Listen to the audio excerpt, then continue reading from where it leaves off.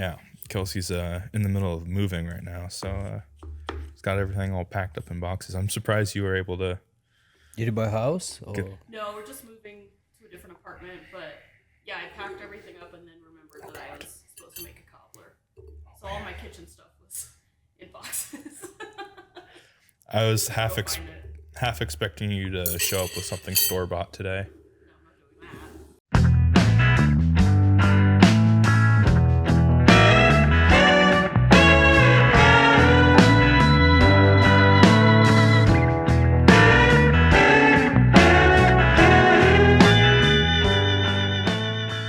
Yeah, like I was saying, I've interviewed Mikey and a few others already, and you've been brought up a few times in conversation, and we had a lot of people who wanted to hear from Serge, the production manager, get to know you a little bit more.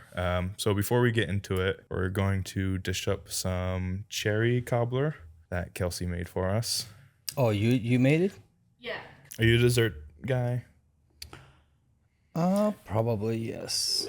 I'm not trying to eat too much dessert, but it's not going well. I remember it was my birthday. It was like many years ago, and my wife but she cooked a bunch of like home baked stuff, and I was like, "Oh, is your wife like kind of like a bakery?" Things like no, that's kind of normal. Everybody kind of yeah. Nice. Yeah. First of all, so production manager, right? Is your title? Yes. Okay. How long have you been the production manager? You've been production manager for as long as I've been here. It's kind of when Grant started. Okay. So when Steve bought the company and Mike left. So that was what, like 2017, 2018, something like that? Probably. Okay. But I'm not really sure because it was like me and Craig. It was like two supervisors in the same kind of position, but kind of divided shop in half. Eventually Craig's left. And kind of Grant offered me to be in charge of the whole thing. Okay. So that's how it, Gotcha. You were, because you've been here for a while. I've talked to Mikey I started before. 2001. 2001, February okay. 2001, yeah. Okay, wow. So been like 22 years. 22 years, nice. Yes. And you were a bootmaker before you started working here, right? Yep. So probably like 30 years total bootmaking experience. I was including college kind of. Wow. So after school, I ended up with a bootmaking, shoemaking college. It wasn't like college. It was the college that we used to have huge shoe factory in my hometown. And so they kind of pay for your education, but the deal was you need to sign. Then after you're done, for 2 years, you need to work for them. Gotcha. Then you can leave. That's pretty much what I did. And that was in Ukraine, right? Yeah. Okay. So when you were still living there. Yep. Wow. And you said that was what, like 30 years ago or so? Yeah, it was like beginning of the 90s, I believe. Okay. Something like 91. Was that like as soon as you got out of normal school, you went into that? Yep. Wow, that's awesome. So you said you trained you for like 2 years and you worked in the factory? Yes. So after the college, I worked for the factory for 2 years. And after 2 years, when my kind of contract was up, so with just me and my cousin, we left both. Kind of start our small kind of a custom shoes and shoe repair business. Okay. So I stayed there for a couple of years. Yeah. So I was building kind of new boots and like a shoe repairers in the same time. Wow. Yeah. That's really cool. Same shop. So the factory, was it like this factory? Like No, what it we've was got here? big. It was like a few really? thousand people worked there. I think we was making about 5,000 to 7,000 pair of the shoes a day. Whoa. It was like men's boots, kids' Yeah. boots, women's dress shoes, women's like casual boots. It was like, all sorts of stuff. Okay. Just our floor there I used to work was making men shoes and kids' boots. I think it was making like 25 to 3,000 pairs a day. It was like two shifts and like on both lines. Yeah, it was like, man, could you imagine if we were getting those numbers out? Lead time 24 hours and they're done. yeah, it was huge. That's it was insane. Big factory. Yeah. So how did that work? Was it like conveyor belts and all that stuff? Yep. Was it? I mean, depends on the line. So let's say women's dress shoes was like little, not just conveyor belt. Was like it was more complicated. Gotcha. Okay. Like kids' boots was like more easy, kind of. All right. One piece sole, not much trimming and stuff. Yeah, it depends on the line, but some floors used to have conveyor belts. Some was kind of more like what we do. Was there something you did specifically when you were working I was there? mostly working the kids' boots line Okay. when I yeah. So was it like you did a little bit of everything, or were you in bottoming? Was it like similar to here where it's I was broken like up by doing department? multiple things, yeah, Okay. like everywhere a little, yes. Gotcha. But I would say probably mostly my hand making shoes and boots after I left the factory. Yeah. So I wasn't doing a conveyor belt anymore. Yeah. So it was pretty much work for myself and my cousin. We were kind of open our small business. Yeah, that when we start. I mean, just fixing shoes and boots, you need to be like really crafty Sure, and yeah. like small things here and there. And yeah. Yeah. So you worked at you said like 2 years you worked at the factory? And I then you stayed 2 started years your in the own? factory. After that, I left. So, like I said, me and my cousin, Yeah. we opened, I think we even called it like custom boots and shoe repair, Okay. something like that. Yeah. So I stayed there for a year or two. It was not in my hometown. So I need to go like on the weekends, I was coming back home. Mm-hmm. But most of the week I spent there was kind of complicated. So finally, I kind of left that place Gotcha. back to my hometown, and then me and my brother-in-law, so we kind of opened small, kind of similar what we do here, but we used to make like, I don't know, 10, 20 maybe boots a day, something like that. Did you grow up in a pretty small town, or was it? No, it wasn't that small. It was like 2 million people. Oh, wow. Well, okay. Town, Yeah, yeah. that's pretty big. Yeah. Yeah. This is actually second largest city of Ukraine. Where? It was like Kharkiv. Okay. So the Kyiv is the capital city, Yeah, and yeah. Kharkiv was like second largest Gotcha. city. Yeah. Okay. Around what time was this that you opened up your own? Like, how long ago was that? Probably late 90s, I would say. Okay. Maybe like middle of like 95. So after 92. So that 93, was in college. after- Probably like 98. Probably middle to end of the 90s. Gotcha. Yep. That was kind of like after Ukraine got their independence, wasn't it? Yes. Okay. Yeah. How was that trying to run your own business in that time? It was really tough. Yeah. So, and the reason why we stopped, because in the beginning it was we doing pretty good. We was making actually pretty good money. At some couple years was like doing great. Mm-hmm. Then a lot of those people, we have a lot of small markets in the town. Like Okay. people sell like kind of a store, but you can buy. It's like kind of like a flea market, but it's like huge. It's like pretty much city in the city. Like people Wow, was okay. coming from all over the Ukraine just buy stuff.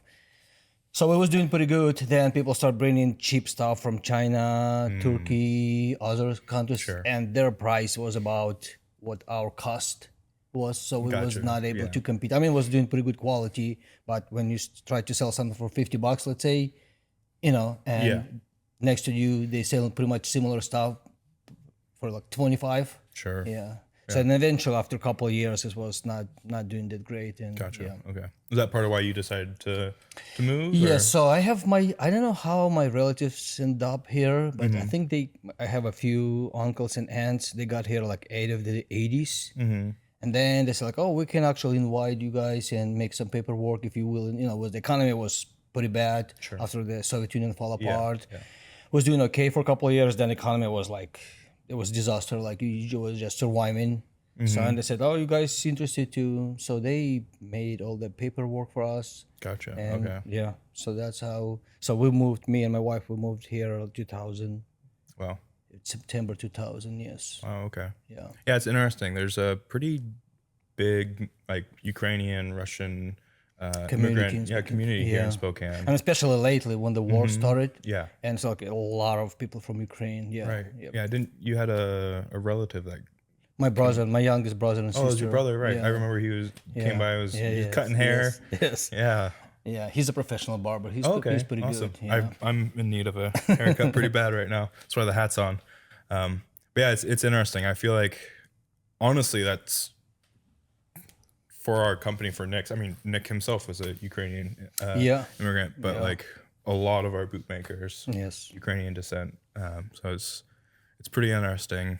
I don't know why. Maybe I'm wrong, but I feel like my hometown was a lot of people like me. For some reason, I mean, I got a college degree, then I used it for the factory, and then I noticed like a lot of people I know, they pretty much everybody starts shoe business. I don't know, it was like really big thing. Like every bunch of people I know, I knew, there's like, oh, we are trying to do the same. They was asking for, Interesting. how you do this. Yeah, I don't know. It was like our hometown. We probably was supplying pretty much the whole Ukraine. I know it was it was a lot of small Interesting. shoe businesses like everywhere. I wonder if it's something similar to Spokane, where it's like there's like the Kind- one yes. big one, and then Yes. someone broke off. It's like, you know, I'm Yeah. gonna start my own thing. Probably. And then two more Yeah. broke off, and that's really interesting. Was the trade school you went to for shoemaking, was it pretty big, or was it? No, it wasn't big. No?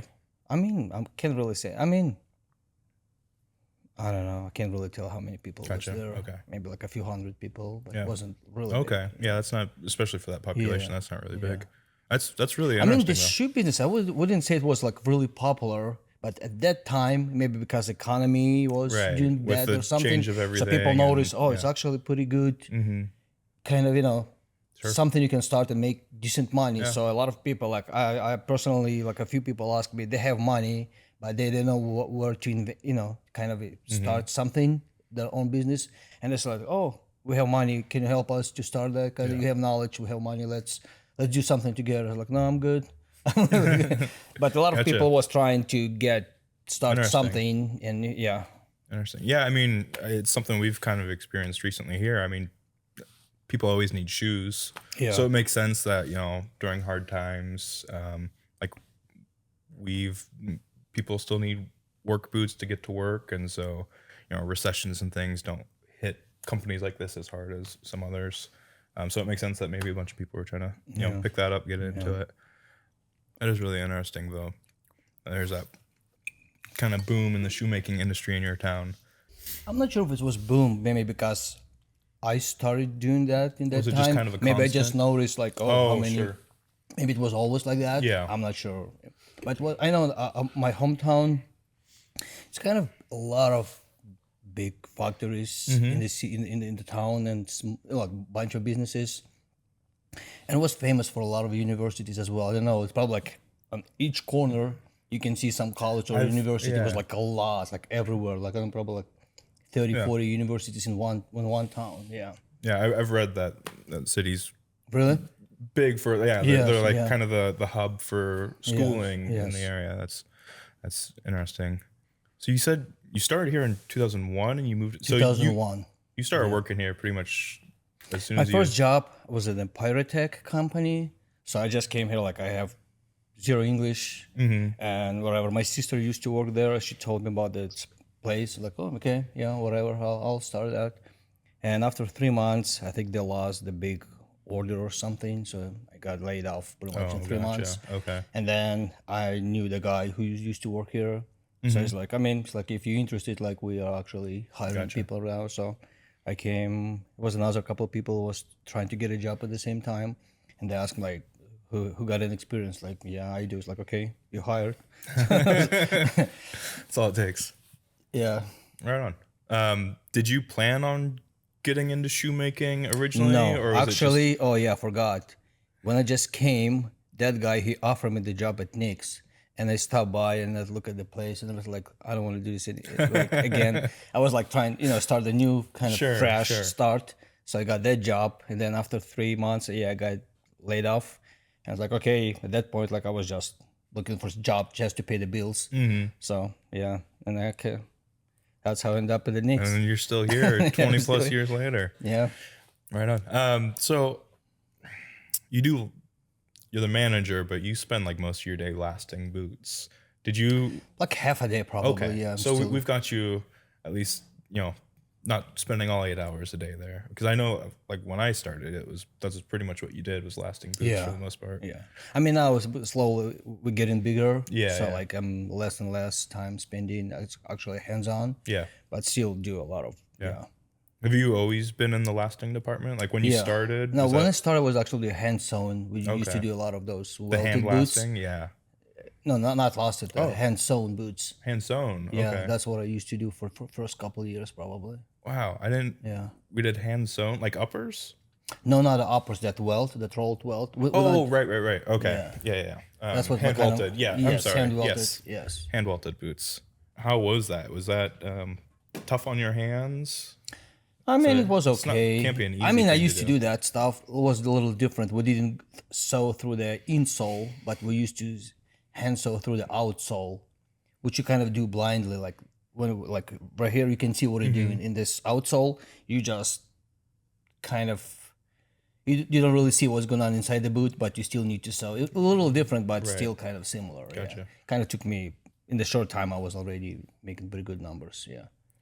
Were the boots you were making back in Ukraine, was it similar to what you were making here at Nick's? It was a little different style. We didn't do that layered out, stitch down. I mean, in the factory I used to work, yes, we kind of was doing the similar men's boots with the same kind of, style.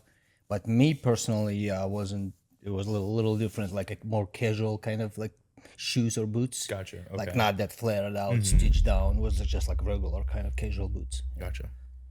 Interesting. Not as heavy duty, not as, Okay. yeah. So you were just making, previously you were making boots for just kind of all purposes. Yeah. Kind of like what we call the heritage market, Yes. essentially. Yes. Just for daily work, Yep. or not heavy duty work boots. Yep. Did you, were logger boots a new thing for you when you started working here? Yes. The first time I was really surprised how thick the leather is. Yeah. Like I was like, oh my God, really? That thick? And they said, so you know how to last? Like, yeah. I was like, okay, here is the boots. Go ahead and last the boots. And I was like, wow, that's so thick. Like it was, yeah. Had you sweating a little bit? Huh? Had you sweating a little bit? I mean, yeah. It took me like, I don't know, a week to get used to. But it was, yeah. But the leather was like, it really shocked me how thick and how heavy and kind of, Yeah. The our insole thickness, was that pretty abnormal too? Like This was pretty normal. Okay. Maybe a little thinner, but it wasn't the one we've been using in Ukraine. It wasn't that all leather. It was more like, I think it was cardboard pressed with the okay. leather together, kind of like a high, I don't know, like right. something. yeah, there's Not as like leather dur- fiber board. yeah. Is that a little bit easier to work on? Yes, it's really easy to trim and stuff, but it wasn't like super durable or kind of. Right. Hand welting is, I mean, obviously we're not doing it anymore. I've done a little bit of, I've sewn boots, I've bottom boots. Hand welting, I've never even attempted. We never did welting at the repair shop I worked at. Honestly, we just peeled the sole, glued it, and would hit it with a McKay stitch sometimes. But like, is that a difficult process? It is. Yeah. Yeah. I mean, when you doing this for a while, yeah, you go fast. You Sure. can do, but actually, it's complicated when you train new people. I notice how it takes forever to train new people. Again, depends on the person, but yeah, it's kind of complicated. Especially, I remember when we lost our vendor for the insoles, and we start buying them from the different place. The leather was so hard, like every hole you need, pretty much like a drilling. Like Oh, right. Yeah. it was because so, you're so using hard. a handle for all of that. Yes. And So then, at some point, I remember we start using that Nix oil, and we was like cutting the channel, treat it with the oil, make sure it's Soften it let it up, sit for like yeah. a couple hours, so it's soft, getting a little softer, and then that's, I always see, videos and stuff, pictures of, Yeah. the tape all over the hands. Is that just for pulling And one of the thread? tricky was because on the Johnson welt you have the channel, so you just go in the channel. On the bolt welt there is no channel, nothing, and you need to stay like really close to the edge. Make sure the stitches is small and even, and not kind of zigzagging, so it's like really straight line. It was kind of Wow. hard part too. So when you started working here, was it, Mikey tells me when he came back, somebody, I forget who, someone found out that he can stitch. And so like, all right, you're stitching the soles on, and that's what he's I been mean, I doing. knew Is that yes, is that kind of how yeah. it was when you started working? Where it was Yeah, like, he was oh, when I started. Mikey was actually doing part-time like customer service, yeah. and stitching boots and healing. Yeah. yeah. When you started, was it kind of the same thing? They found out you can do the welting, the hand sewing, and then that's where you went, and that's where mean, you I was stayed, doing or did you prefer Hand to? it was just the position. Gotcha, They okay. need a person That's what for they hand needed. sewing, and then after that, like I forgot, maybe I stayed for a year or something. Then I got moved to Austin. Okay, gotcha. Yeah. So we kind of, I guess that makes sense. We kind of separated those two stations a bit. Someone who's lasting wasn't necessarily doing the welting. I mean, usually the person who was welting, when with not enough boots to weld, the person usually Back and switched to forth. back and forth last. Gotcha. Yeah. Yeah. Yep. Yeah. So It was kind of still boot making department, I would say. Okay. It was like Yeah, the yeah. bottoming, shinking, lasting, welting. It was kind of like same all department. kind of the same. I mean, how many people do we have then? It was what, no more than 20 probably. Probably less than that. Less than Yeah, I that? think we was making like, I don't know, 15 to 20 boots roughly, but I'm not really sure. That's Probably honestly, around 20, I guess. Yeah. that's honestly like pretty good numbers considering how much Yeah. smaller we were. Yeah. 15 to 20 per day. I mean, it's still what, Maybe like maybe I'm one. wrong. I don't want to say Okay, something. gotcha. Maybe I Sure, feel that's like fine. that's what we used to make, but I'm not really positive. I think it was like around 20 a rock a day or something. Wow. Yeah. It's really interesting. I'm trying to think. So that was in 2001. We had roughly 20 people. I started in 2020 and we were at like 28 people. It's interesting. It was pretty stagnant. And then all of a sudden 3 years later we're at 60. Maybe it almost even wasn't 70. 20. Okay, let me see. It was probably like 2, 3 people sewing. One person was cutting, so like say 4. Probably 2 losters and me. It was like 7. Couple barmers, 9. Probably was less than 20 Okay. people. Maybe it was like around 12, 15. But Yeah, well, yeah. one person was sanding and healing. Yeah, it was probably less than 20 actually. Gotcha. Yeah. Even still, I mean, Yeah. 20 years we only grew so much, and then in the last 3 years Yeah. we're getting close to, we've doubled, if not close to tripled in Yeah. size. How many people do you have back there now? Close to 40. I think it's like, around 39, 40 people. I've honestly, except for the people who have been here for a bit, I try to introduce myself to be. There's so many new faces Yeah, back there. lately, It's yes. it's so hard to keep up. Yeah. It's incredible. When you started, I always get Mikey's timeline mixed up. He was working here when you first started, Yes. right? Yeah, Back in Mike was 2001? here. Yep. Gotcha.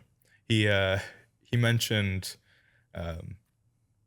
when I was talking with him, there's a little bit of hazing that kind of went on with new bootmakers. Was a lot of kind of bunch. I remember it was like a bunch of practical jokes. Yeah, right. All the exactly. time. If you're talking about that stuff, Yeah. it was like a lot. Yeah. Especially Alex. Now he's almost 70. But Mhm. that time he was like nonstop, like tied you to the chair or something, like you're trying to get up, and he was doing like all like he was That's hilarious. yeah. That's funny. I honestly never would have took Alex for a practical joker. Oh, he was the best. He's Caused chaos back there back in the Yes, day. yeah. That's funny. We play jokes on each other quite a bit over here, at least. And I know. Yeah, I remember the Mike Hill. So Mm-hmm. he was in charge. He was a supervisor of the shop.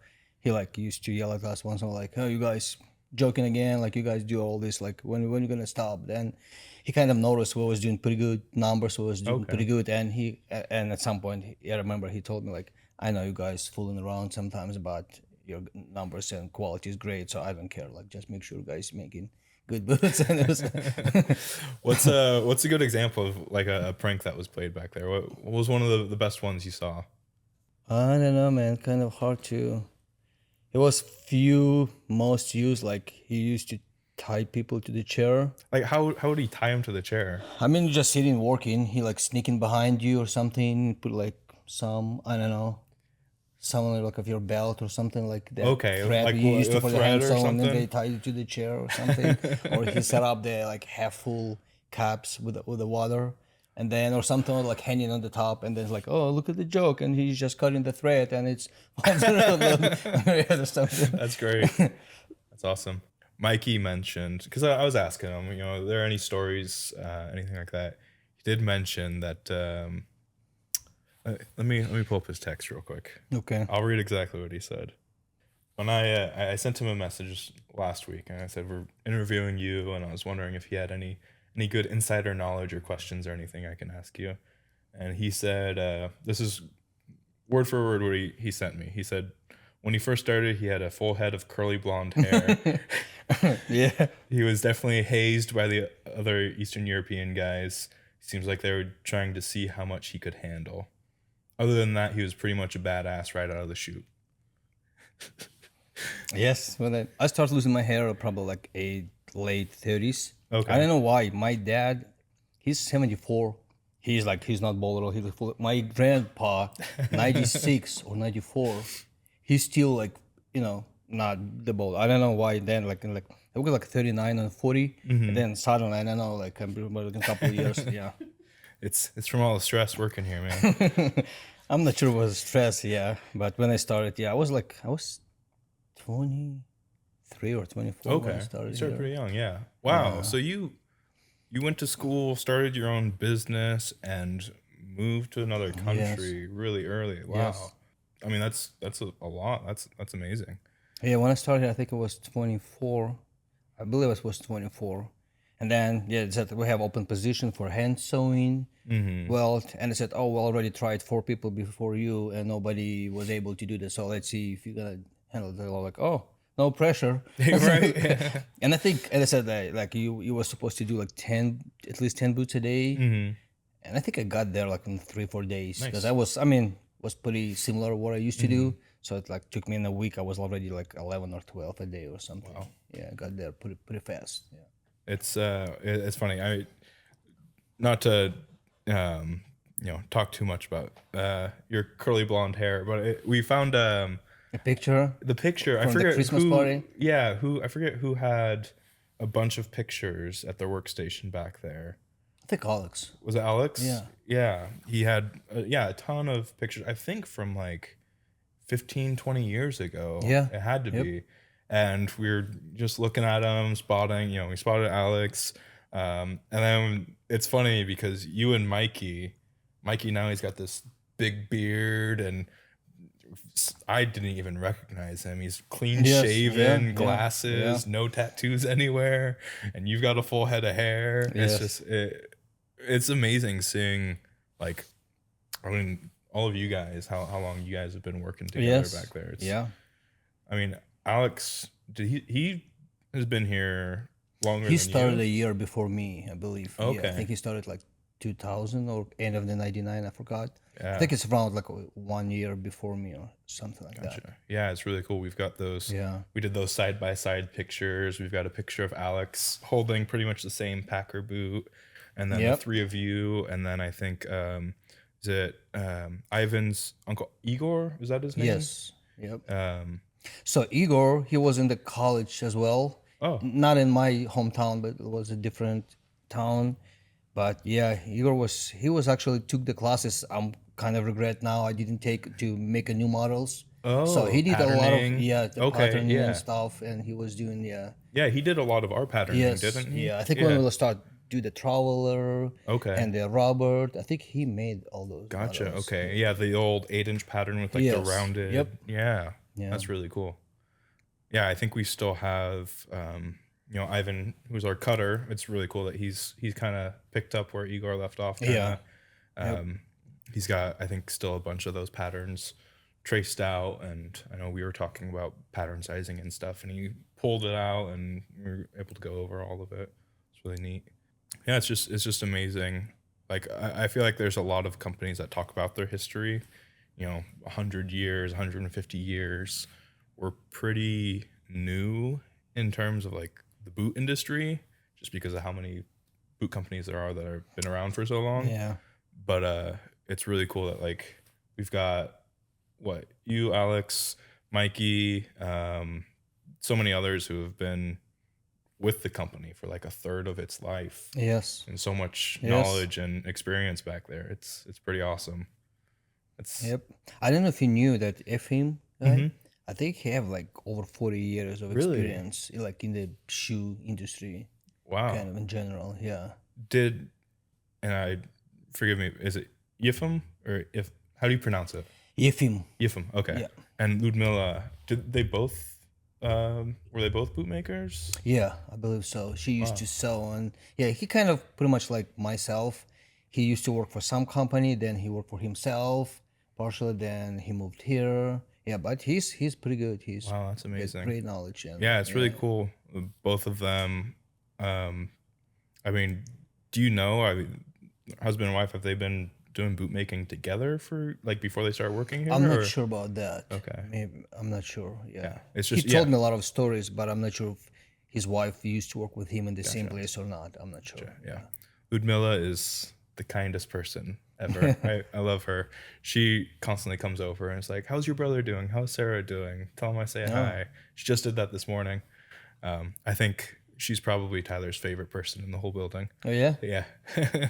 He'd go over and just say hi to her every single morning. Make sure he said hi to her before he started working. But yeah, it's really cool. I mean, there's so much experience and knowledge back there. I love that it's not just one person, you know. Like I know that was kind of Nick's whole thing when he first started the company was, you know, my company, I'm doing it from start to finish. These are my boots.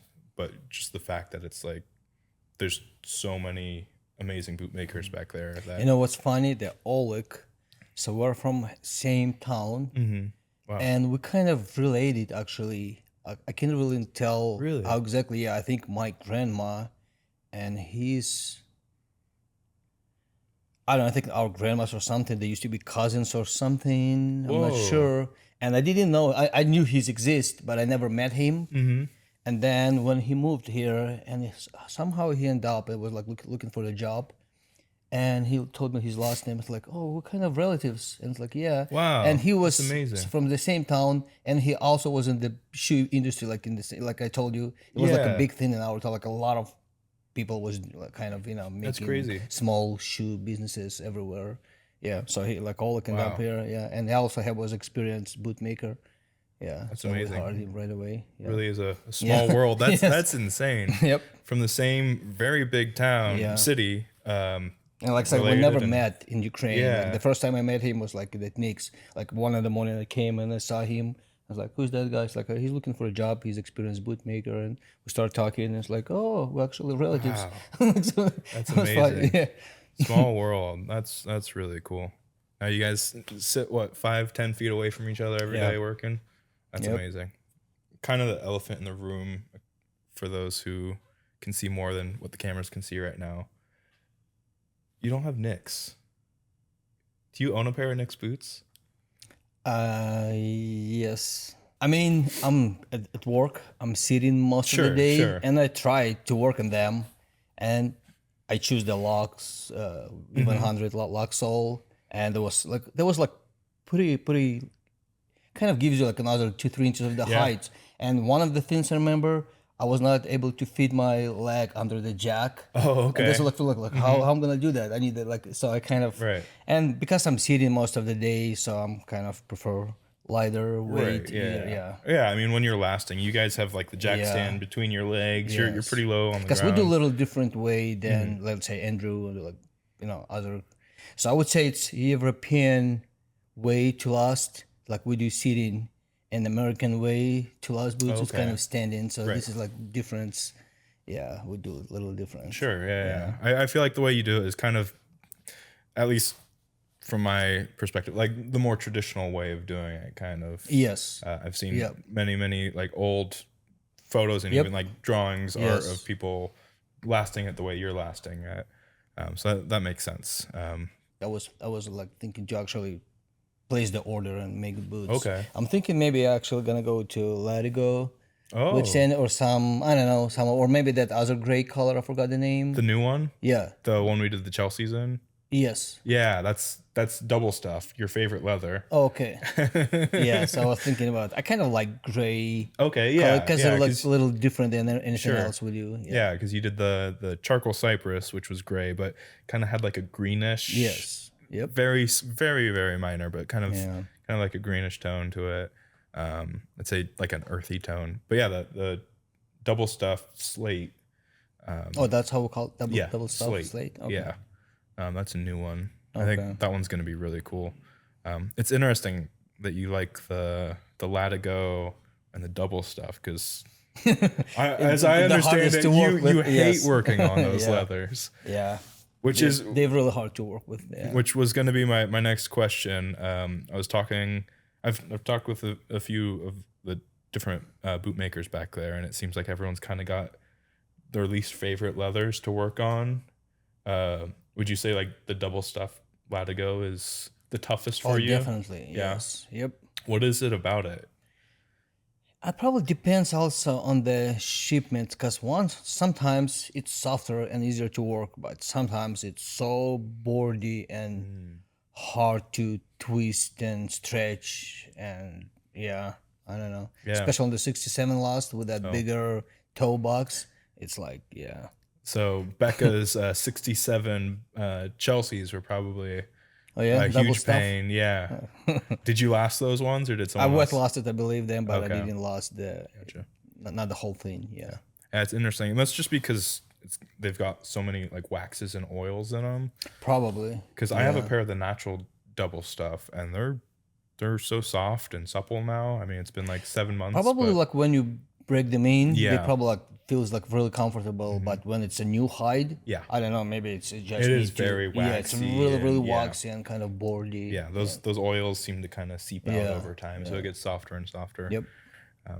But yeah, that's really funny that you won a pair of the double stuff. So despite the fact that they make your I job just like hard, the color kind of and the look of yeah. it because it's You gotta kind of admit, different. it's- Yeah. You gotta admit that double stuff is it's a really nice leather. Yes. When you're not building the Yeah. boot, it's Yeah. it's It looks a really really nice nice. one. Yep. Yeah. Which We used to say, I remember, like in the old shop, it's like sometimes you work on the really hard boots, and especially if it's toe cap, camp toe, insulated, it's like a lot of, and we, make sure we did pretty good. And we were like always used to say, oh, but the customers will be happy. Like Yeah. we struggling right now. They're so hard to build, Yeah. but the customer will be happy, absolutely, yeah. That's what it's all about, right? Do you have a favorite leather to work with? Is there one that's easier than the others? Those new bisons we just did a bunch, I would say that's one of the easiest Yeah. leathers to work with. Predator Orange and Chrome Excels as well. They're all pretty Yeah, soft for and lasting. easy. Yep. Yeah. Yeah, the bisons are really cool leather because it's still Yeah. nice and thick. Pretty thick durable. and yeah, but it's like really soft and Yeah. kind of easy to work with. Yeah. Yeah. It's pretty surprising how Yeah. pliable We used it to is. make a lot, not a lot, but some of those, I think we call them softy buffalo. Yes, yeah, the something. softy buffalo, yeah. Softy yeah, it was like the probably easiest. I mean, yeah, that That was leather. thinner though, right? Yeah, that's was pretty much what I used to work in Ukraine with. That was pretty Okay. like, so sometimes you can even lost it with the hands or Oh, like wow. the pliers was pretty small and Just thin. fold it over. Yeah, just like, easy. Yeah. Not with this leather. Yeah, I never saw it actually. I was really surprised to see those shank pliers, that one handle pliers. I never saw them before. Like in Really? Ukraine. We just use like regular bootmaking pliers.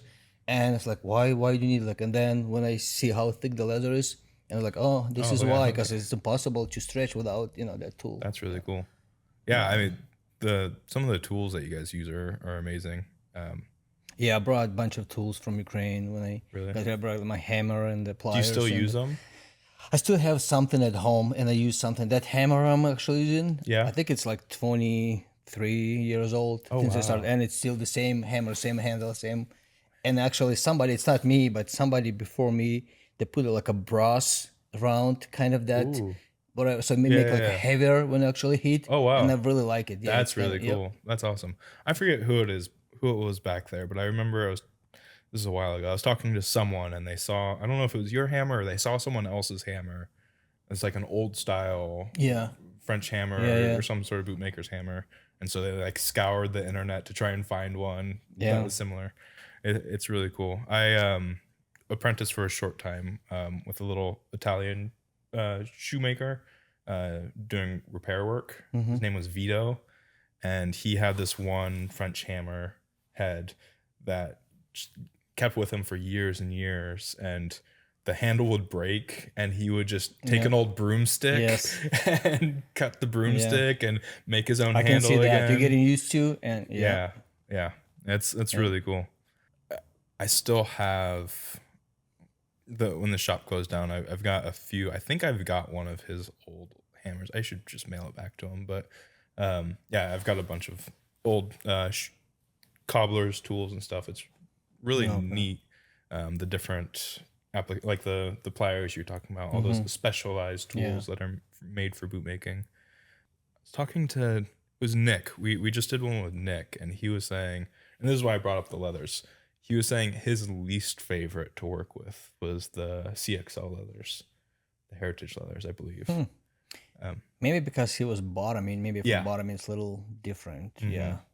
And or I mean, I think he's- all the dress leathers No, kind no, of. no. I'm sorry. They're tough to I work, but- misspoke because he did some lasting, didn't he? Yes, not a lot, but he did I think some. I think I misspoke. I think he was saying his favorite to work with was CXL leathers when he was lasting. It's Mikey I'm thinking of during stitching. See, that's what's interesting. Okay. You know, every station it's like you like this leather, you like this leather. No one See can those, agree on the let's say leather. Chrome XLs? Yeah. They're easy to work with, but they so prone to get damaged. Yes, Kind of. So you yeah. need to be much more careful. Like, Yeah. let's say a black rough out, what can happen to that? Like, you can, with the Chrome XL, like, all the spots, scratches, Mm-hmm. you can see everything. So you need to be like super careful not to damage. Yeah, honestly, the way we still do the bootmaking, I'm surprised how many get through looking unscathed Yeah. in the CXL leathers and stuff. Yeah. Especially, you guys are Yeah. lasting pliers, pulling on it. Are we using those machines, the lasting machines, much? For some boots, yeah. Not for everything, but for some. Are we? some, Was it on like the heritage boots that we're trying it out, or Yes. Okay. The thinner stuff. Yeah. experimenting with that a little bit? Have you seen an improvement in just like the overall lasting, evenness, things like that? I wouldn't say it's improving the evenness. It probably like make faster Okay. a lot, but not. I wouldn't say it's make. I don't know. Maybe stretch a little more than we can do with the hands. the Gotcha, machine, okay. But yeah, Gotcha. Yeah, I just know we got those machines recently, and I wasn't sure. I used we were- those machines. That shoe factory I was talking about. Yeah. Yeah, I used to work on those machines. It was Oh, like, okay. look a little different, but Yeah. I mean, when you do 1,500 boots a day, Oh yeah, like there was no way you could could- not hand last all so it of was those, like sure. 3-4 machines on each side and like 4 people just the machines. Yeah. I used to work on them. So I was when me and Charlotte went to that North Carolina Mm-hmm. shop like to check them. I tried it myself. I used to work on those machines. They're a little different, but kind of Wow. similar. Sure. Yeah. Just newer models. Newer models. Yeah. I'm sure they didn't have the touch screens when you worked on them before. No, that machine actually in Ukraine was the heel lasting machine. Have those like 2 guns on the side. So when you're done the heel, the 2 guns comes on like into Oh, the sides wow. like right away. That's awesome. Yeah. Yep. Yeah, it's incredible the machinery they've got nowadays. It's funny. We saw some old photos from I think it was American Shoe Shop, one of our dealers that we sold boots to. It's interesting. For years we've been all about like the handmade, hand lasted. We were hand welted before. We found photos of back when, I think it was when Gary Myers, the second owner, was kind of running things. They had lasting machines back then. In the ethnics? Yeah. Oh, I didn't. Yeah, know. I mean that was like the 80s, I think. Oh, okay. But yeah, we saw some photos of them working, and there's a lasting machine sitting in the Okay. corner. It's pretty interesting. Do you know what the plans are for those machines? Are we just testing the waters a little bit still, or? Yes, we're still Okay. experimenting and waiting so that let's say elastics we're using for our dress boots Yeah. cannot be used with those machines. Oh, really? So we probably gonna experiment with the heat activated, elastic toes Gotcha. Okay. and stuff. Yeah, we're still kind of trying, and we do kind of hybrid. It's not like fully machine lasted. It's still a lot of hand kind of lasting. Right. wall. Just kind of Yeah. machine assisted, Yeah. basically. Yep. Kind of help. So what's it do? It does it cut it and flare it out also? No, it's all Okay. by hand. It just pretty much just the toe Just machine. folds it. It just pulls. Mm-hmm. And again, yeah, we still like using our glue, but we're planning to in future maybe we'll do that therma whatever kind of comes like That bobbing. glue we're working yeah, with, yeah. yeah. Yeah, I heard that's At the moment, like we use our glue and playing by hand. We just use the machine, just pull the leather kind of. Okay, Yeah. so the machines are basically just replacing the lasting pliers. Yeah. And then it's you're much still- easier for bottomers because no nails when you do the by hand glue, so that's much easier to flare them out. You Gotcha. don't need to pull all those nails. And Okay, so you guys aren't putting any nails in when you're on the using machine, no. Oh wow, No, okay. we don't. So Just the glue, glue and it just folds it hold over. Yep. Wow, that's amazing. Yep. I'm interested to see how we utilize those machines, make us a little bit more Yeah. productive and just as strong as they always have been. It's neat finding those things that don't fit together, like this elastic toe on the machine. I'm sure no one thought of that when we were first getting the No, lasting we machines? kind of knew it's gonna Did be you? the way. Okay. Yeah, but at the moment, like we're still waiting. We ordered that kind of heat activating machine, and it's kind of like a steamer, so it makes leather softer. It's gonna steam, and it's activated this elastic, and it's make the leather softer before you last. So we still, I think we ordered it a while ago, but it comes from Italy, so it takes forever to get it. Gotcha. Okay. Yeah. That's really cool. Yeah, I'm really excited to see all the innovations and how things are changing and how we're making things better. When you started 22 years ago, was it? Imagine it's a little bit different now than it was back then. How we make things, is it still pretty much the same, or? It's pretty much the same. I Okay. mean, small things, Sure. but the main lasting, let's say, bottoming process, healing stuff, it's pretty much the same. Gotcha. Yeah. I mean, we start making a lot of new models, Yeah. which we wasn't like. I don't remember those crepes 2021 soles and stuff. It was mostly like log sole, mostly like firefighting, Work boots work and boots logging boots, construction. fire boots. Yeah. We've definitely expanded quite a bit. I mean, we just launched the cowboy boots. Yeah. I'm sure you're excited for those. I mean, we used to make cowboy boots. We Did used to you- make a lot of them Okay. actually. Yeah. Yeah. Do you remember? Did we make the cowboy boots from the very start? Yes. Okay. Yeah. Because I thought I was told that we had the uppers sewn and sent to us from another company. No, I mean maybe before me. Okay. But when I started, yeah, I never.